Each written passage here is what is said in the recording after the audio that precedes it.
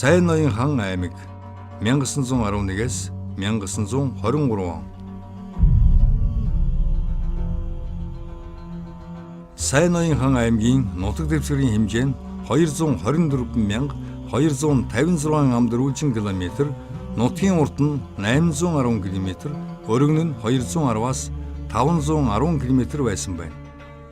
Сайн ноён хан аймгийн нутаг дэвсгэр нь хойд талаараа Далай Чанхар вангийн хушуу буюу Өнөөгийн Архангайн хойд тал, Өвсгөлийн сумд, өмнө талаараа Ёстбэлийн хушуу буюу Өнөөгийн Өмнө Говь аймгийн Булган, Баян далай, Сэврэ, Ноён, Гурван Тэс, баруун талаараа Завхны зарим сум, Баян хонгорын богд, Жинст, Үлзийт, Баян овоо, Эрдэнэ цогт, Галууд сум хамрагдаж байжээ.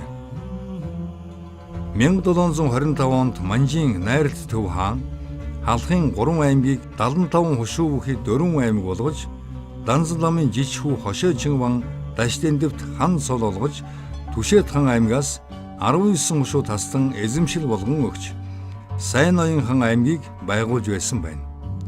Сайн ноён хан аймаг 1725-аас 1911 оны хооронд 25 засаг хушуу, 8 тамгатай хутгтын шавь, бүгд 32 засаг захиргааны нэгжтэй Халах дөрвөд 2 нийт 6 аймгаас хамгийн томд нь тооцогдож байсан юм а.